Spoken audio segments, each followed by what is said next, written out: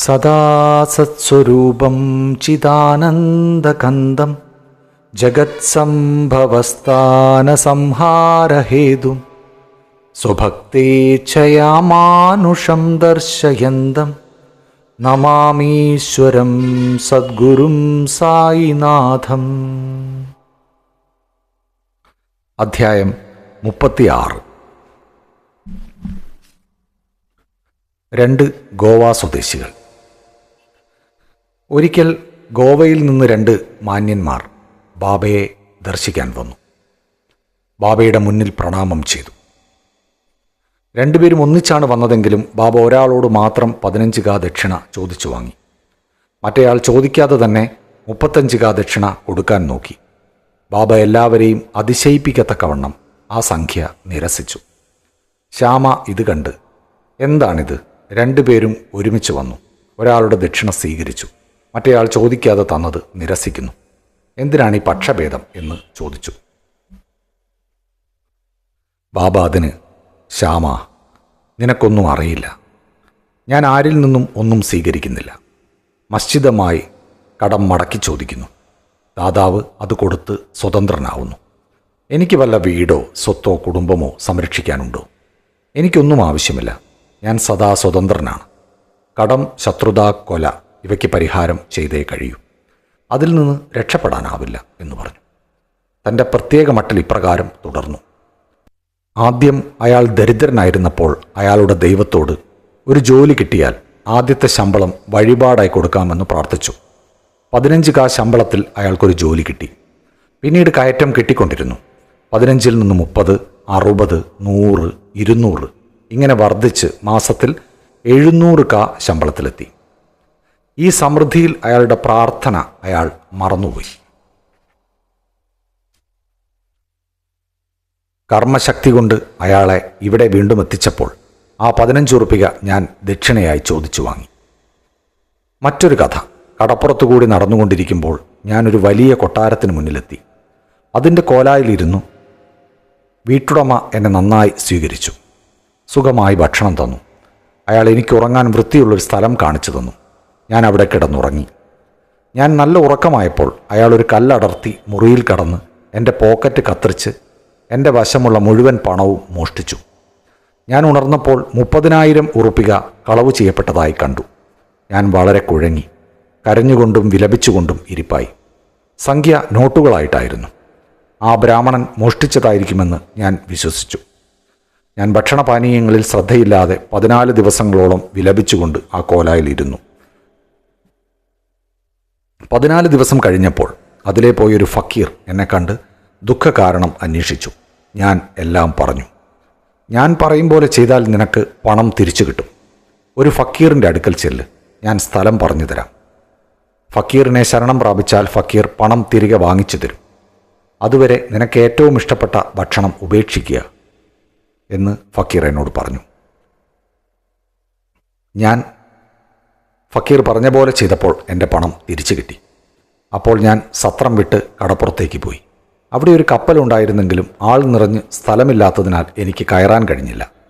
അവിടെ ഒരു നല്ല തരക്കാരനായ ശിപ്പായി ഇടപെട്ടതുകൊണ്ട് എനിക്ക് കയറാൻ സ്ഥലം കിട്ടി. അത് മറ്റൊരു തുറമുഖത്തെത്തിച്ചു. അവിടെ നിന്ന് തീവണ്ടി കയറി ഞാൻ മസ്ജിദ് മായിൽ എത്തിച്ചേർന്നു. ഈ കഥ പറഞ്ഞു തീർന്നപ്പോൾ ബാബ ശ്യാമയോട് ഗോവക്കാരെ 2 പേരും കൊണ്ടുപോയി ഭക്ഷണം ഏർപ്പാട് ചെയ്തു കൊടുക്കാൻ പറഞ്ഞു. ശ്യാമ അവരെ വീട്ടിലേക്ക് കൂട്ടിക്കൊണ്ടുപോയി ഭക്ഷണം കൊടുത്തു. ഭക്ഷണ സമയത്ത് ശ്യാമ അവരോട് ബാബയുടെ കഥ നിഗൂഢാർത്ഥമുള്ളതാണെന്നും ബാബ കടൽക്കരയിൽ പോകുകയാവട്ടെ, 30,000 ഉറുപ്പിക കൈവശം വയ്ക്കുകയാവട്ടെ, യാത്ര ചെയ്യുകയാവട്ടെ, പണം നഷ്ടപ്പെടുകയാവട്ടെ, തിരിച്ചു കിട്ടുകയാവട്ടെ, ഒന്നും ഉണ്ടായിട്ടില്ലെന്നും അതിൻ്റെ അർത്ഥം അവർക്ക് വല്ലതും മനസ്സിലായോ എന്നും ചോദിച്ചു. അതിഥികൾ ഹൃദയമലിഞ്ഞ് കണ്ണീർ പൊഴിക്കുകയായിരുന്നു. തൊണ്ടയിടറിക്കൊണ്ട് ബാബ സർവജ്ഞനും സർവാന്തര്യാമിയും പരമാത്മാവുമാണെന്ന് അവർ പറഞ്ഞു. ബാബ പറഞ്ഞതെല്ലാം ഞങ്ങൾ അനുഭവിച്ച കാര്യങ്ങളാണ്. ബാബ എങ്ങനെ ഇതറിഞ്ഞു എന്നത് അത്ഭുതാവഹമാണ്. ഭക്ഷണശേഷം വിവരമെല്ലാം പറയാം എന്നവർ പറഞ്ഞു. ഭക്ഷണശേഷം വെറ്റില മുറുക്കിക്കൊണ്ട് അവർ കഥ പറയാൻ തുടങ്ങി. അവരിൽ ഒരാൾ പറഞ്ഞു, പശ്ചിമഘട്ടത്തിലുള്ള ഒരു ഹിൽ സ്റ്റേഷനാണ് എൻ്റെ നാട്. ഞാൻ ഗോവയിൽ ഒരു ജോലി അന്വേഷിച്ച് പോയതാണ്. ഞാൻ ദത്തദേവനോട് ജോലി കിട്ടിയാൽ ആദ്യ മാസത്തെ ശമ്പളം വഴിപാടായി കൊടുക്കാമെന്ന് പ്രാർത്ഥിച്ചു. ദേവൻ്റെ അനുഗ്രഹത്താൽ 15 ഉറുപ്പിക ശമ്പളത്തിൽ എനിക്കൊരു ജോലി കിട്ടി. പിന്നെ ബാബ പറഞ്ഞ പോലെ ഉദ്യോഗ കയറ്റങ്ങളും കിട്ടി. ഞാൻ എൻ്റെ പ്രാർത്ഥന തീരെ മറന്നുപോയിരുന്നു. ബാബ ഈ വിധത്തിൽ എന്നെ അത് ഓർമ്മിപ്പിച്ച് എന്നിൽ നിന്നും സ്വീകരിച്ചതാണ്. അത് സാധാരണ ദക്ഷിണയല്ല, ഒരു പഴയ കടം വീട്ടലും വളരെ കാലമായി മറന്നുപോയ ഒരു പ്രാർത്ഥന നിർവഹിക്കലുമാണ്.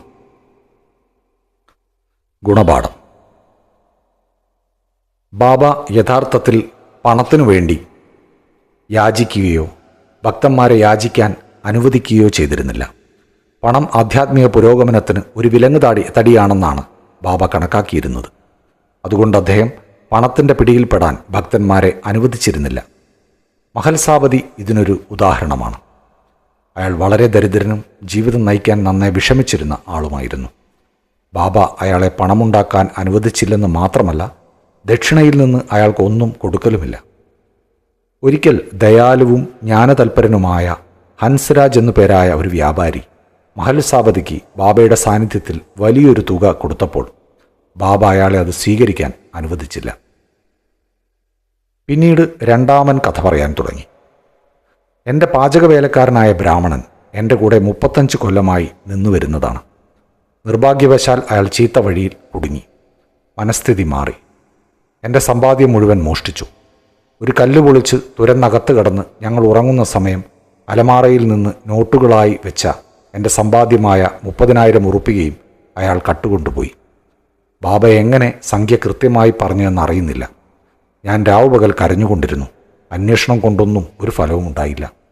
14 ദിവസങ്ങളോളം വളരെ വിഷമം അനുഭവിച്ചു. ഞാൻ വ്യസനിച്ചുകൊണ്ട് വരാന്തയിലിരിക്കുമ്പോൾ അതിലെ പോയിരുന്നൊരു ഫക്കീർ എൻ്റെ വ്യസനത്തിനുള്ള കാരണം ചോദിച്ചു. ഞാൻ എല്ലാ വിവരവും പറഞ്ഞു.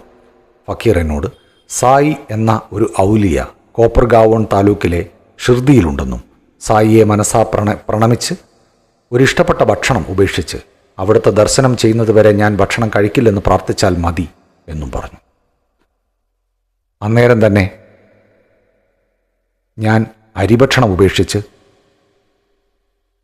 ബാബ ഇനി എൻ്റെ പണം തിരിച്ചു കിട്ടി അവിടുത്തെ ദർശനം ചെയ്ത ശേഷം മാത്രമേ അരിഭക്ഷണം കഴിക്കൂ എന്ന് വ്രതമെടുത്തു. അങ്ങനെ 15 ദിവസം കഴിഞ്ഞപ്പോൾ ബ്രാഹ്മണൻ സോമനസാല മടങ്ങി വന്ന് പണം മടക്കിത്തന്ന് മാപ്പിരുന്നു. പറഞ്ഞു, എനിക്ക് ബുദ്ധി ശരിയല്ലാതായി ഇങ്ങനെയൊക്കെ ചെയ്തതാണ്. ഞാൻ കാലുപിടിച്ച് അപേക്ഷിക്കുന്നു. എനിക്ക് മാപ്പ് തരണം. അങ്ങനെയെല്ലാം ശുഭമായി കലാശിച്ചു. എന്നെ കണ്ട് സഹായിച്ച ഫക്കീറിനെ പിന്നെ കണ്ടിട്ടില്ല. ഫക്കീർ പറഞ്ഞ സായിബാബയെ കാണാനുള്ള അതിയായ ആഗ്രഹം എൻ്റെ മനസ്സിൽ ഉദിച്ചു. എൻ്റെ വീട്ടിൽ വന്ന ഫക്കീർ തന്നെയാണ് സായിബാബ എന്ന് ഞാൻ വിശ്വസിക്കുന്നു. ഇത്രയും പണം നഷ്ടപ്പെട്ടത് തിരിച്ചു വാങ്ങിത്തന്ന ബാബ 35 കാക്കി ആശിക്കുമോ? നമ്മിൽ നിന്നും ഒന്നും ആഗ്രഹിക്കാതെ ബാബ നമ്മെ ആധ്യാത്മികമായി ഉന്നമനത്തിലേക്ക് നയിക്കുന്നു. എൻ്റെ നഷ്ടപ്പെട്ട പണം തിരിച്ചു കിട്ടിയ അതിസന്തോഷത്താൽ മതിമറന്ന് എൻ്റെ പ്രാർത്ഥന തന്നെ ഞാൻ വിസ്മരിച്ചുപോയി.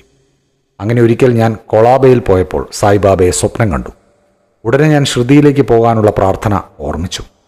ഗോവയിലേക്ക് പോയി. അവിടെ നിന്ന് ഷിർദിക്ക് വരാൻ ബോംബെ വരെ ഒരു കപ്പലിൽ പോകാൻ തീരുമാനിച്ചു. തുറമുഖത്ത് വന്നപ്പോൾ കപ്പലിൽ തീരെ സീറ്റില്ലായിരുന്നു. ക്യാപ്റ്റൻ അനുവാദം തരാതെ നിൽക്കുമ്പോൾ എനിക്ക് തീരെ പരിചയമില്ലാത്തൊരു ശിപ്പായിയുടെ സഹായത്താൽ എനിക്ക് സ്ഥലം കിട്ടി. ഞാൻ ബോംബെയിലെത്തി. പിന്നീട് തീവണ്ടിക്ക് ഞാൻ ഇവിടെ വന്നു. ബാബ എല്ലാം അറിയാവുന്ന പരബ്രഹ്മമാണ്. ഞാനും എൻ്റെ വീടുമൊക്കെ എത്ര നിസ്സാരം. എനിക്കെൻ്റെ പണം മടക്കി തെരിപ്പിച്ച് ഇങ്ങോട്ട് ആകർഷിച്ചത് നോക്കൂ. ബാബ നിങ്ങളോടുകൂടി കളിച്ചും ചിരിച്ചും സംസാരിച്ചും ഒന്നിച്ച് താമസിച്ചും കഴിയുന്നതുകൊണ്ട് ഈ ഷിർദിയിലുള്ള നിങ്ങളെല്ലാം ഞങ്ങളെക്കാൾ എത്രയോ ഉപരി മഹത്തുക്കളും ഭാഗ്യവാന്മാരുമാണ്. സായി ഞങ്ങളുടെ ദത്തനാണ്. പ്രാർത്ഥന ചെയ്യിച്ചതും കപ്പലിൽ സ്ഥലം തന്നതും ഇങ്ങോട്ട് കൊണ്ടുവന്നതും എല്ലാം എനിക്ക് സായിബാബ പരബ്രഹ്മമാണെന്ന് തെളിയിച്ചു തന്നതാണ്. മിസ്സിസ് ഔറംഗബാദ്കർ. ഷോലാപൂരിലെ സുഖാറാം ഔറംഗബാദ്കറിൻ്റെ ഭാര്യയ്ക്ക് 27 കൊല്ലത്തെ ദാമ്പത്യ ജീവിതത്തിൽ ഒരു കുട്ടി ജനിച്ചില്ല. പല ദേവന്മാർക്കും നേർച്ചകൾ ചെയ്തിട്ടും ഫലമുണ്ടായില്ല. അവർ കടുത്ത നിരാശയിലായി. ഒരവസാന പരീക്ഷണം എന്നോണം അവർ ഷിർദിയിൽ വന്ന് ബാബയെ സേവിച്ച് 2 മാസം താമസിച്ചു. അവർ എപ്പോൾ മസ്ജിദിൽ ചെന്നാലും അവിടെ വലിയ ജനത്തിരക്കായിരിക്കും. അവർക്ക് ബാബയെ ഒറ്റയ്ക്ക് കണ്ട് കാൽക്കൽ വീണ് സങ്കടം പറഞ്ഞ് ഒരു സന്താനത്തിനു വേണ്ടി പ്രാർത്ഥിക്കണമെന്നുണ്ടായിരുന്നെങ്കിലും തീരെ അവസരം കിട്ടിയില്ല. ഒടുവിൽ ശ്യാമയോട് എങ്ങനെയെങ്കിലും ബാബ ഒറ്റയ്ക്കിരിക്കുമ്പോൾ ഒരവസരമുണ്ടാക്കി കൊടുക്കാൻ അപേക്ഷിച്ചു. ബാബയുടെ ദർബാറിൽ ആർക്കും ചെല്ലാവുന്നതാണെന്നും എങ്കിലും പരിശ്രമിച്ച് നോക്കാമെന്നും ദൈവം അനുഗ്രഹിക്കുമെന്നും ശ്യാമ പറഞ്ഞു. ബാബ ഭക്ഷണത്തിനിരിക്കുമ്പോൾ ഒരു തേങ്ങയും ചന്ദനത്തിരിയുമായി പുറത്ത് മുറ്റത്തിരിക്കാനും അയാൾ ആംഗ്യം കാണിച്ച ഉടനെ വരാനും ഏർപ്പാട് ചെയ്തു. ഒരിക്കൽ ഭക്ഷണശേഷം ശ്യാമ ബാബയുടെ കഴുകിയ കൈ തുടച്ചുകൊണ്ടിരിക്കുമ്പോൾ ബാബ ശ്യാമയുടെ കവിളത്ത് നുള്ളി. ശ്യാമ കോപം നടിച്ച്, ദേവാ, എന്നെ ഇങ്ങനെ നുള്ളുന്നത് ശരിയാണോ? ഇങ്ങനെ നുള്ളുന്ന വികൃതിയായ ഒരു ദൈവത്തെ ഞങ്ങൾക്ക് വേണ്ട. ഞങ്ങൾ അവിടുത്തെ ആശ്രിതന്മാരായിട്ട് ഇതാണോ ഞങ്ങളുടെ അടുപ്പത്തിൻ്റെ ഫലം എന്ന് ചോദിച്ചു. ബാബ അതിന്, ഓ ശ്യാമ, കഴിഞ്ഞ 72 ജന്മങ്ങളിൽ നീ എൻ്റെ കൂടെ ഉണ്ടായിരുന്നു. ഇതുവരെ ഞാൻ നുള്ളിയിട്ടില്ല. ഇപ്പോൾ എൻ്റെ സ്പർശനം പോലും നീ വെറുക്കുന്നു എന്ന് മറുപടി പറഞ്ഞു. അപ്പോൾ ശ്യാമ, ഞങ്ങൾക്ക് ചുംബനവും മധുരപലഹാരങ്ങൾ തിന്നാനും തരുന്ന ദേവനെയാണ് ആവശ്യം. ഞങ്ങൾക്ക് അവിടുത്തെ ബഹുമാനവും സ്വർഗവും ബലൂണും ഒന്നും ആവശ്യമില്ല. ഞങ്ങൾക്ക് അവിടുത്തെ പാദങ്ങളോടുള്ള ഭക്തി വിശ്വാസങ്ങൾ എന്നും ഉണർന്നിരുന്നാൽ മതി എന്ന് മറുപടിയായി പറഞ്ഞു. ബാബ ഉടനെ, ശരി, ഞാൻ അതിന് വന്നതാണ്. ഞാൻ നിന്നെ തീറ്റിപ്പോറ്റി വരുന്നു. അത്രമാത്രം വാത്സല്യമാണ് എനിക്ക് നിന്നോടുള്ളത് എന്ന് ശ്യാമയെ മനസ്സിലാക്കി കൊടുത്തു. പിന്നീട് ബാബ ആസനസ്ഥനായി. ശ്യാമ ആ സ്ത്രീക്ക് ആംഗ്യം കാണിച്ചു. അവർ കയറി വന്ന് നമസ്കരിച്ച് ചന്ദനത്തിരിയും നാളികേരവും ബാബയ്ക്ക് കൊടുത്തു. ബാബ കുലുക്കി നോക്കിയപ്പോൾ തേങ്ങ കൊട്ടത്തേങ്ങയായിരുന്നു. കഴമ്പ് ഉള്ളിൽ കിടന്ന് ശബ്ദമുണ്ടാക്കുന്നുണ്ട്. ബാബ ശ്യാമയെ വിളിച്ച്, ശ്യാമ, ഇത് ഇളകുന്നു, എന്താണത് പറയുന്നതെന്ന് നോക്കൂ എന്ന് പറഞ്ഞു. അപ്പോൾ ശ്യാമ, ആ സ്ത്രീ പറയുന്നത് അതുപോലെ ഒരു കുട്ടി അവരുടെ ഗർഭപാത്രത്തിൽ കിടന്ന് ഇളകണമെന്നും വളരണമെന്നുമാണ്. അതുകൊണ്ട് ആ തേങ്ങ അവർക്ക് അനുഗ്രഹത്തോടു കൂടി മടക്കി കൊടുക്കണം എന്നാവശ്യപ്പെട്ടു. ബാബ, തേങ്ങ സന്താനത്തെ കൊടുക്കുമോ? മനുഷ്യന്മാർ എന്തുമാത്രം വിഡ്ഢികളാണ്. അവരെന്തെല്ലാം ധരിച്ചു വച്ചിരിക്കുന്നു. ശ്യാമ, അവിടുത്തെ വാക്കിൻ്റെയും അനുഗ്രഹത്തിൻ്റെയും ശക്തി എനിക്കറിയാം. അവിടുത്തെ വാക്കുകൾ അവർക്കൊരു കൂട്ടം കുട്ടികളെ തന്നെ കൊടുക്കും. അവിടുന്ന് ശരിക്കുള്ള അനുഗ്രഹം കൊടുക്കാതെ ഒഴിഞ്ഞു മാറുകയാണ്. ഇങ്ങനെ കുറച്ചു നേരം സംഭാഷണം നടന്നു. ബാബ തേങ്ങ ഉടയ്ക്കാനും ശ്യാമ അത് അനുഗ്രഹിച്ച് സ്ത്രീക്ക് കൊടുക്കാനും പറഞ്ഞു. ഒടുക്കം ബാബ വഴങ്ങി പറഞ്ഞു, അവർക്ക് സന്താനം ലഭിക്കും. എപ്പോൾ എന്നായി ശ്യാമ. 12 മാസങ്ങൾക്കകം എന്ന് ബാബ മറുപടിയും പറഞ്ഞു. എന്നിട്ട് തേങ്ങ 2ആയി മുറിച്ച് ഒരു പകുതി ശ്യാമയും ബാബയും തിന്നു. മറ്റേ പകുതി ആ സ്ത്രീക്കും കൊടുത്തു. എന്നിട്ട് ശ്യാമ ആ സ്ത്രീയോട് തിരിഞ്ഞു നിന്ന് പറഞ്ഞു, അമ്മേ, നിങ്ങൾ എൻ്റെ വാക്കുകൾക്ക് പരിപൂർണ സാക്ഷിയാണ്. 12 മാസങ്ങൾക്കകം നിങ്ങൾക്കൊരു കുട്ടി ജനിക്കാത്ത പക്ഷം ഞാൻ ഈ ദേവൻ്റെ തലയിൽ ഒരു തേങ്ങ അടിച്ചുടച്ച് ഈ മസ്ജിദിൽ നിന്നും ആട്ടിപ്പുറത്താക്കും. ഇത് ചെയ്തില്ലെങ്കിൽ ഞാൻ മാധവനല്ല. ഞാൻ പറഞ്ഞതെന്തെന്ന് നിങ്ങൾക്കുടനെ ബോധ്യമാവും. അവർ 1 കൊല്ലത്തിനകം ഒരാൺകുട്ടിയെ പ്രസവിച്ചു. കുട്ടിയെ 5-ാം മാസം ബാബയുടെ അടുക്കൽ കൊണ്ടുവന്നു. ഭാര്യയും ഭർത്താവും ബാബയെ നമസ്കരിച്ചു.